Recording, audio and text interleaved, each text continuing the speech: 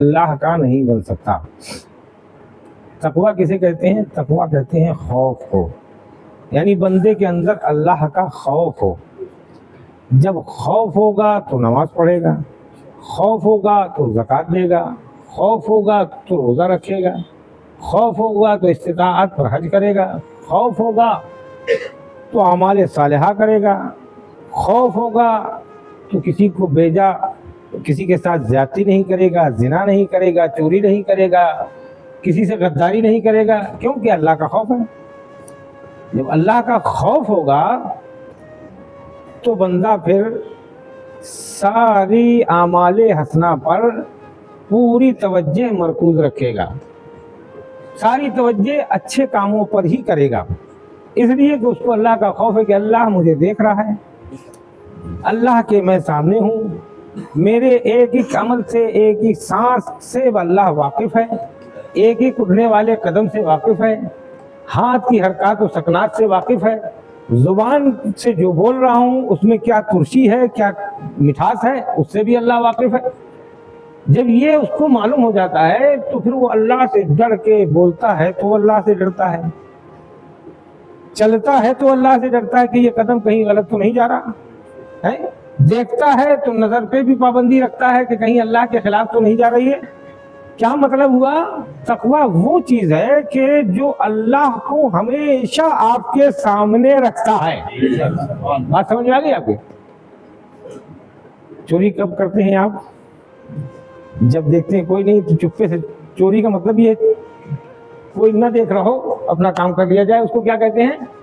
ارے بولتے جا یار، آپ کے بولنے سے میں بتا چکا ہوں، بولیں گے تو میں بھی بولوں گا اور تھوڑا کے ہے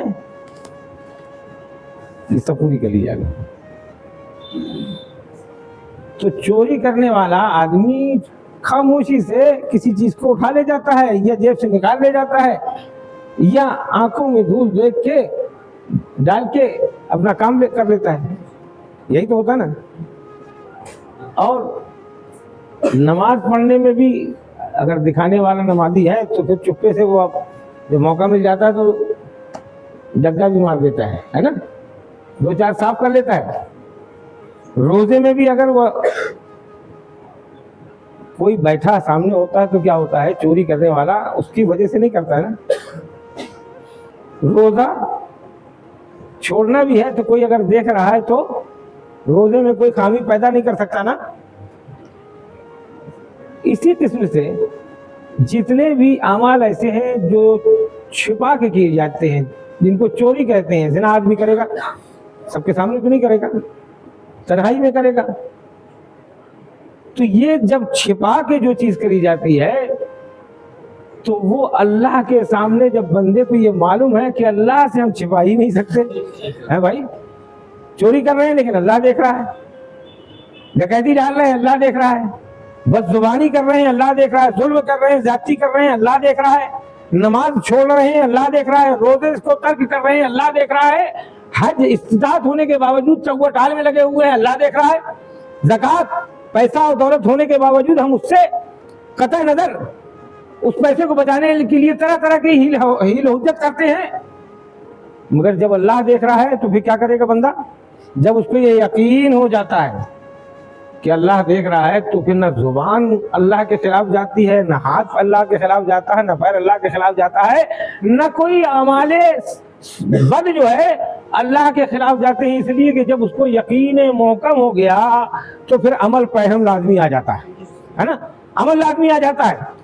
عزیزان محترم، اللہ تعالیٰ نے یہی فرمایا ہے ان اولیاء الا المتقون، اللہ کے ولی وہی ہوتے ہیں جو تقویٰ اختیار کرتے ہیں، جو اللہ سے ڈرتے ہیں، اور جب اللہ سے ڈرنے لگتے ہیں تو پھر ان کو کسی کی پرواہ ہوتی ہے؟ بولیے، لا خوف علیہم، ان کو کوئی خوف نہیں ہوتا، کوئی حزن و ملال نہیں ہوتا۔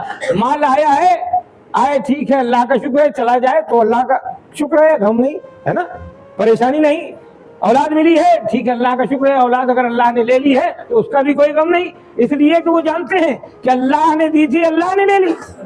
بھائی مثال کے طور پہ میں آپ کو کوئی چیز دوں اور پھر آپ سے واپس لوں تو آپ کو کاہے کی پریشانی؟ بھائی بولیے، پریشانی ہونا چاہیے۔ ارے یہ اللہ کی امانتیں ہیں نا، دولت ہے، مال ہے، عزت ہے، شہرت ہے، بیوی ہے، بچے ہیں، یہ سب کیا ہوا؟ اللہ کی عطا تو ہے، اللہ کا عطیہ تو ہے۔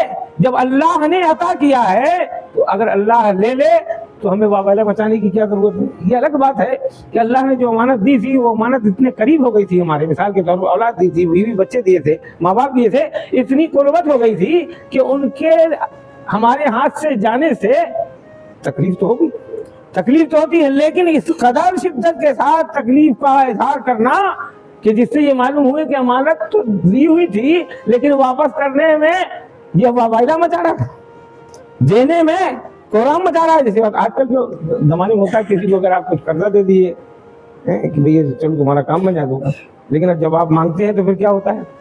تیری ماں ہو، تیری بہن ہو، تیرا باپ ہو، تیرا دادا، سب کچھ تو آ جاتا ہے نا اس میں۔ قرض کو کہا گیا ہے محبت کی قینچی، کیا کہا گیا ہے؟ محبت کی قینچی۔ لینے والا قرض کے ٹائم پہ بڑی محبت کے ساتھ آتا ہے نا، بھائی بھیا بہت پریشان ہو، بھیا باپ دادا نانا سب کچھ بنا لیتا ہے، لیکن جب لے کے ہضم کر لیتا ہے اور جب دینے کے لیے پوچھنے والا پوچھتا ہے جس کا قرض لیا ہے، اب میں تم تو ہر وقت پیچھے ہی پڑے رہتے ہو، لے پیچھے پڑے رہتے ہو تو ہماری امانت لے کے بیٹھے ہوئے، اس کے بعد کہہ رہے پیچھے زیادہ کچھ ہوا تو پھر آپ ہم سے زیادہ آپ جانتے ہو، ہم سے زیادہ آپ جانتے ہو۔ پھر زبان کی جو لنترانیاں ہوتی ہیں اور پھر جو آپسی میل محبت ہوتا ہے کس انداز پہ پہنچتا ہے، اللہ تعالیٰ ہم کو اور آپ کو سمجھنے کی توفیق عطا فرمائے۔ تو ان اولیاء الا المتقون، اللہ کے ولی متقی ہوتے ہیں۔ اگر کسی کی پریشانی میں اس کو دیکھتے ہیں تو یہ سوچ کر کے کہ کوئی دیکھے نہ دیکھے، اللہ دیکھ رہا ہے کہ میرے پاس میں حیثیت ہے کہ اس کی پریشانی کو دور کروں، لیکن میں نہیں کر رہا ہوں، اللہ دیکھ رہا ہے۔ جب یہ احساس ہو جاتا ہے اللہ دیکھ رہا ہے تو اپنی پریشانی سے زیادہ اس پریشانی کی آپ کو فکر ہو جاتی ہے کہ جس کو اللہ کے بارگاہ میں جس سے سوال ہونا ہے۔ جب یہ اللہ کا بندہ سوچ لیتا ہے کہ ہر قدم کو اللہ کی مرضی کے مطابق اٹھانا ہے تو پھر اللہ تبارک و تعالیٰ بھی اس کو اپنے فضل و کرم کی وہ بے پایاں نعمتیں عطا فرماتا ہے کہ پھر جب وہ کچھ کہتا ہے تو اللہ اس کو پورا بھی فرما دیا کرتا ہے نا بھائی۔ یہ مہینہ کس کا مہینہ چل رہا ہے؟ غوث پاک کا مہینہ، سبحان اللہ سبحان اللہ۔ یہ غوث پاک کا مہینہ کیسے ہو گیا؟ ایسے تو ہم بھی اپنا مہینہ منا لیں گے، کیا پھر میں ایک مہینہ منا لو بھائی، اپنے سے منا لیا جاتا ہے؟ بولو اپنے سے منا لیا تو ہم بھی بھیا ایک مہینہ اپنے نام کا ضرور تمہارے سامنے پیش کر دیتے کہ یار اکیل میں ایک مہینے ایک منا لو، لیکن یہ اپنے سے نہیں ہوتا، یہ اللہ کی عطا سے ہوتا ہے۔ غوث پاک حضور سرور عالم صلی اللہ علیہ وسلم کی عقیدت و محبت میں ان کی نیاز دلایا کرتے تھے، 12 کو ایک اہتمام فرمایا کرتے تھے، جو علماء کرام فرماتے ہیں مسلسل کرتے تھے۔ اللہ تبارک و تعالیٰ کو پسند آیا، اللہ نے غوث پاک کے نام سے ایک مہینہ جس کو ربیع الاول کہتے ہیں، ربیع الثانی کہتے ہیں، ربیع الثانی کہتے ہیں، وہ منتخب کر دیا۔ کیوں کر دیا؟ کہ تم غوث 12 مناؤ، ہم تم کو 11 عطا کر دیتے۔ اب یہ عالم ہے کہ غوث پاک کی 11ویں شریف آپ کو برابر بتاتا رہتا ہوں کہ کسی مہینے میں ہو، رجب میں ہو، تو جب آپ دعوت دیتے ہیں کیا کہتے ہیں؟ 11ویں شریف کی دعوت ہے، کہتے ہیں نا بھائی رجب شریف کی دعوت دیجیے آپ، نہیں جب کہیں گے ارے غوث پاک کی فاتحہ 11ویں شریف کی، 11ویں شریف کسی مہینے میں جوڑیں آپ، 11ویں شریف لگاتے ہیں کہ نہیں لگاتے؟ تو یہ اگر ہم اور آپ کوئی مہینہ مقرر کر لیں تو اسی مہینے تک تو رہیں گے نا، لیکن اللہ کے رسول صلی اللہ علیہ وسلم نے جب اپنے بیٹے کو ایک تاریخ عطا فرما دی، 11ویں تو وہ ایسی ہو گئی کہ جس دن کریں چاہے وہ جمعہ ہو، جمعرات ہو، سنیچر ہو، اتوار ہو، لیکن 11ویں شریف رہے گی۔ اللہ تبارک و تعالیٰ نے ہم کو اور آپ کو جہاں نبی سید الانبیاء دیا ہے، جہاں نبی سید الانبیاء دیا ہے وہاں ہم کو ایک ولی سید الاولیاء دیا ہے، جو سارے ولیوں کا سردار ہے نا بھائی۔ سنا کہ نہیں سنا آپ نے؟ 4-6 آدمیوں کی طرف سے کہہ رہے ہیں ہاں سنا ہے، باقی کو شاید سمجھ نہیں آیا یا سنا نہیں۔ آپ نے سنا ہے کہ نہیں سنا ہے؟ غوث پاک کس کے ولی ہیں؟ ارے ولیوں کے ولی ہیں۔ آپ نے ارشاد فرمایا تھا، جیسے خطبہ سنتے نا آپ، ممبر میں خطیب خطبہ جب دیتا ہے جمعے کے دن، غوث پاک بھی ایک بار خطبہ دے رہے تھے دمشق کی جامع مسجد سے، خطبہ فرما رہے ہیں، خطبہ فرماتے فرماتے کیا جوش آیا، کیا ہوا، کہاں سے یہ اجازت ملی، کیا اپنے خطبے میں کھڑے ہو کر فرما دیا ہادی قدمی علی کل رغبت ولی اللہ، یہ میرا قدم جو منبر میں ہے یہ سارے اولیاء اللہ کی گردنوں پر ہے. سنا ہے نا آپ نے؟ کیسے کہہ دیا بھیا یہ تو بتاؤ. ایک آدمی کہہ دے تو کیا سب مان لیں گے؟ یہ وہ کہنے والا نہیں تھا جو ہمارے آپ کی طرف سے حلق سے نکلنے والی آواز ہے. یہ وہ آواز تھی کہ گفتہ اللہ بود. اس کا کہا ہوا اللہ کا کہا ہوا ہے. کون فرما رہا ہے؟ ہم نہیں کہہ رہے ہیں، مولانا روم فرما رہے ہیں. اپنے وقت کے علامۃ الدہر اور خالی علامہ ہی نہیں، جن کو حضرت مولانا روم کو بایزید بستامی رحمۃ اللہ علیہ نے اتنے بڑے علامہ کو، اتنے بڑے بیر زخار کو، جو اپنے وقت کا ایک جید عالم تھا، کوئی ثانی نہیں رکھتا تھا، سمجھ رہے ہیں آپ؟ اور حضرت بایزید بستامی رحمۃ اللہ علیہ اس زمانے کے ایک، یوں کہہ لیجیے ایک مجذوب صفت انسان. مجذوبوں کو آدمی اکثر کہہ دیتا ہے دیوانہ ہے. دیوانہ واقعی ہوتا ہے وہ، لیکن ہمارے آپ کے بیچ کا دیوانہ نہیں ہوتا، وہ اللہ کا دیوانہ ہوتا ہے، رسول اللہ کا دیوانہ ہوتا ہے. جو اللہ اور رسول اللہ کا دیوانہ ہو اس کو دیوانہ نہ کہیں گے بلکہ اس کو دانا کہا جاتا ہے. آپ مثنوی شریف لکھ رہے تھے. مثنوی شریف لکھنے کے، مثنوی شریف آج بھی موجود ہے جو فارسی میں قرآن جیسا مرتبہ رکھتی ہے. اس کو پڑھنے والا اگر صحیح طریقے سے پڑھ رہا ہے تو پڑھ جائے اور عمل کر لے تو ولی بن جاتا ہے. یہ مرتبہ ہے مثنوی شریف کا. آپ مثنوی شریف لکھ رہے تھے اس زمانے میں یہ ڈاؤٹ پین یا چھپائی تو ہوتی نہیں تھی بھائی، ہے نا. ہاتھ سے قلم سے لکھا جاتا تھا دوا سے لے کے، تو اگر اس میں کوئی چیز پڑ جائے تو مٹ بھی سکتا تھا. آپ گئے تھے مولانا روم کے پاس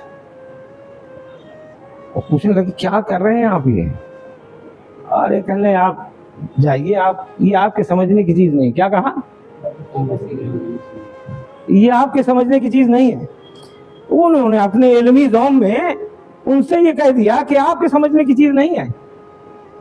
وہ بھی چلے گئے، وہ بھی سمجھ گئے کہ اس کو علمی تکبر و غرور کتنا ہے، علم کا کتنا غرور ہے کہ یہ مجھ سے کہہ رہا ہے کہ آپ کو سمجھنے کی چیز نہیں ہے. آپ چلے گئے. تھوڑی دیر کے بعد مولانا روم اٹھے، کسی حاجت کے لیے، کسی ضرورت کے لیے گئے. آپ پھر واپس آ گئے اور آنے کے بعد کتاب اٹھائی. اٹھانے کے بعد لے جا کے حوض جو تھا وہاں پر اس حوض میں ڈال دی اور وہیں بیٹھ گئے، وہیں آس پاس رہے. آپ جب مولانا روم آئے انہوں نے دیکھا کہاں کتاب، کہاں کی کتاب؟ بہت پریشان ہوئے. پوچھا، آپ ہی سے پوچھا میری کتاب رکھی تھی آپ نے تو کہیں نہیں کیا، میری کتاب کہاں چلی گئی؟ کہنے وہ میں نے حوض میں ڈال دی. ارے باپ، آپ اندازہ کیجئے قلم کا لکھا ہوا حوض میں ڈال دیا جائے تو کیا ہوگا؟ بچے گا کچھ؟ بولو بچے گا؟ نہیں بچے گا. جیسے یہ سنا آپ ببولا ہو گئے، میرا زندگی کا سرمایہ سب ختم کر دیا، اتنی محنت کی تھی، اتنی کوشش کی تھی، یہ کیا کر دیا؟ جب غصہ کیا تو آپ کہنے لگے کیا بات ہوئی؟ ارے کہ سب کیا ختم ہو گیا؟ ارے سب چوپٹ ہو گیا. آپ گئے حوض میں ہاتھ ڈالا، کتاب نکالی، کتاب دے دی. کتاب کے ایک ورق میں ذرا سی نمی نہیں تھی، نمی نہیں. جب دیکھا کہ حوض سے نکال کے لائے ہیں اور یہ سوکھی ہے، ایک حرف ادھر سے ادھر نہیں، ایک نقطہ ادھر سے ادھر نہیں، بے عین ہی پوری کتاب موجود ہے. اللہ اکبر. کہنے حضرت یہ کیا ہے؟ آپ نے فرمایا یہ تمہارے سمجھنے کی چیز نہیں. آپ نے فرمایا یہ تمہارے سمجھنے کی چیز نہیں ہے. کہنے حضرت میرے سمجھنے کی چیز ہو یا نہ ہو میں آپ کو سمجھ گیا، میں آپ کو سمجھ گیا. اب تو حضور مجھے اپنی غلامی میں لے لیجئے. کہا ایسے تھوڑی غلامی میں لے لیا جاتا ہے، پہلے میرا کہنا ماننا ہوگا. کہا کہ جو کہیں گے حضرت. اس وقت کا ایک علامہ ہو، ہمارے چھوٹے موٹے مولوی جیسے بھائیوں کی کوئی اوقات نہ تھی اس زمانے کا. اور اس زمانے کا کیا، آج کے بڑے بڑے علامۃ الدہر مولانا روم کی مثنوی پڑھ کے تقریر کرتے ہیں. سمجھ رہے ہیں آپ؟ انہیں کا فرمان ہے کہ اولیاء را ہست قدرت عزیلا تیز جستا باز گردانہ ذرا. ابھی جو میں نے شعر پڑھا تھا آپ نے سنا تھا کہ یہ جو بولتے ہیں یہ بظاہر تو اللہ والوں کے حلق سے آواز نکلتی ہے، لیکن مولانا وہ فرماتے ہیں گفتگو اللہ بوت گرچہ حلقوں میں عبداللہ بوت، یہ بولنے والا تو بول رہا ہے لیکن حقیقت میں یہ اللہ کی بولی ہوتی ہے. زبان اور حرف اس کا ہوتا ہے لیکن اللہ کی گفتگو کرتا ہے یہ. تو وہ مولانا روم یہ دیکھ کر کہنے نہیں بتاؤ اب میں کہنے بھائی میری بہت کڑی شرطیں ہیں، کون سا علوم سب مانوں گا. کہا چلو پھر لے گئے. کہاں لے گئے؟ شراب کھانے میکدے لے گئے. اب وہ مولانا میکدے میں جتنے وہاں پینے والے تھے وہ مولانا کو دیکھ کے بھاگنے لگے کہ مولانا فتویٰ دینے آ گئے کیا. لیکن معلوم یہ ہوا مولانا فتویٰ دینے نہیں آئے، مولانا شراب لینے آئے. اللہ اکبر. سمجھ رہے آپ؟ حضرت وہ بھائی عزیز مستامی، ذرا میں اس میں تھوڑا نام میں کنفیوز ہو رہا ہوں، بہرحال ابھی شعر آتا تو بتاتا ہوں. تو حضرت مولانا روم کو اندر بھیجا گیا. میں کجا کا مالک کھڑا ہو گیا. حضرت کیا بات ہے؟ کہنے کچھ نہیں. آپ نے فرمایا کس سے کہو کہ ایک مٹکا بھر دے، ایک شراب کا پورا مٹکا بھر دے. اب مولانا کہہ بھی رہے ہیں کہ بھیا مٹکا دے دے، شراب دے دے. شراب لے لی اور لینے کے بعد کہا کہ سر میں رکھو. ہمیں سمجھ میں آ رہا نہیں آ رہا ہے؟ اب مولانا یہاں تک تو بہت کوشش کر کے آ گئے لیکن اب مٹکے کو شراب کو سر میں رکھے، اس سر میں جس میں کہ اتنے علامت الظاہر کے تمغے ابھر رہے تھے لیکن اب کہہ تو چکے تھے. کہا تو سر میں رکھا. کہا چلیے کہاں چلوں؟ کہیں بازار. بازار اب یہ دکھانے کے لیے کہ یہ مولوی ہے، یہ علامہ ہے، شراب کا مٹکا لے کر بازار میں جا رہا ہے تو سر پہ تو رکھوا دیا تھا. لیکن جانتے تھے حضرت شمس تبریز رحمۃ اللہ تعالیٰ علیہ تھے. انہوں نے کہا بھی بازار میں چلو. بازار میں چلے. کہا آپ کہاں چلے؟ کہا چوراہے میں چلو. چوراہے پہنچے اور پہنچنے کے بعد چوراہے میں پتھر مار کر، سمجھ میں آ گیا، پورا مٹکا پھوڑا اور شراب سے پورے مولانا روم نہا گئے. لیکن وہ شراب جب میکدے سے چلی تھی جو شراب تھی، جب ایک عالم کے ایک مولانا کے سر پہ رکھی گئی تو اس کے غرور کو اس نے دھویا، اس کے تکبر کو دھویا.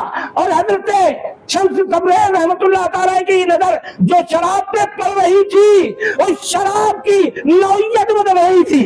اب وہ شراب نہیں تھی، جب سر پہ چلی اور نظر پہ چڑھ گئی حضرت شمس تبریز کے تو اب شراب معرفت بن گئی. شراب معرفت بن گئی. جب وہ گرتی ہے اور آپ اس سے نہاتے ہیں تو دنیا کی شراب ہوتی تو بات الگ تھی. جب شراب معرفت سے مولانا کو حضرت شمس تبریز نے نہلا دیا، بولیے نہلا دیا، تو حضرت مولانا روم فرماتے ہیں کہ وہ شراب کیا تھی، جیسا ہی اس نے مجھ کو دھویا ہے تو حضرت شمس تبریز اسی چوراہے میں رقص کرنے لگے. اور رقص کر کے یہ کہہ رہے تھے مولوی ہرگز نہ شد مولا روم، مولوی ہرگز نہ شد مولا روم. ارے یہ مولوی ہرگز نہیں ہو سکتا، یہ جو روم ہے مولانا روم ہے یہ مولوی ہرگز نہیں ہو سکتا تا غلام شمس تبریزی نہ شد. جب تک کہ شمس تبریز کا غلام نہ بنے مولوی نہیں بن سکتا. یہ تو ایک حضرت شمس تبریز کی بات ہے جو سید الاولیاء ہو، غوث اعظم ہو، جب وہ خطبے میں کھڑے ہو کر کہے ہذا قدمی علی رغبت کل ولی اللہ، یہ میرا قدم تمام اولیاء اللہ کی گردنوں پر ہے، تو آواز سنتے ہی ہندوستان کا شہنشاہ غریب نواز سر جھکا کے کہتا ہے بل آئینہ وراسی یا شاعر، اے غوث پاک یہ آپ کا قدم میرے کندھوں پر نہیں ہے، بل آئینہ وراسی میری آنکھوں سر پر ہے اے شاعر۔ اللہ اکبر، قدم سر پہ لینا تھا کہ سلطان الہند کا خطاب عطا فرما دیا گیا جو آج بھی چل رہا ہے، وقت اجازت نہیں دے رہا ورنہ کچھ اور کہتا۔ اللہ تعالیٰ ہمیں سمجھنے کی توفیق عطا فرمائے۔ حضرت مولانا روم نے فرما دیا مولوی ہرگز نہ شد مولائے روم تا غلام شمس تبریزی نہ شد۔ جب تک اللہ والوں کی غلامی نہیں اختیار کرو گے، چاہے کتنے بڑے علامہ ہو جاؤ، کتنے بڑے مولانا ہو جاؤ، کتنا علم ہو جائے، لیکن ایک اللہ والے کی بارگاہ میں سر نیاز خم کرنا پڑے گا۔ شیطانی تو تھا، کتنا بڑا علامہ، فرشتوں کو پڑھانے والا، لیکن اللہ کے خلیفہ کے آگے سر جھکا دیتا تو مولوی مولانا روم جیسا مقدر اس کا اس سے اعلیٰ وہ چمک جاتا، لیکن سر نہ جھکانے سے آج یہ نوبت آئی کہ او خروج فإنک رجیم، اے مردود نکل جا، تو رجیم ہو گیا۔ اللہ تعالیٰ ہم کو سمجھنے کی توفیق عطا فرمائے۔ علم ہو، فضل ہو، کمال ہو، جود و نوال ہو، سب ہونے کے باوجود بھی اللہ والے کی شان اقدس کے سامنے سر نیاز خم بھی ہونا لازمی ہے۔ وما علینا السلام۔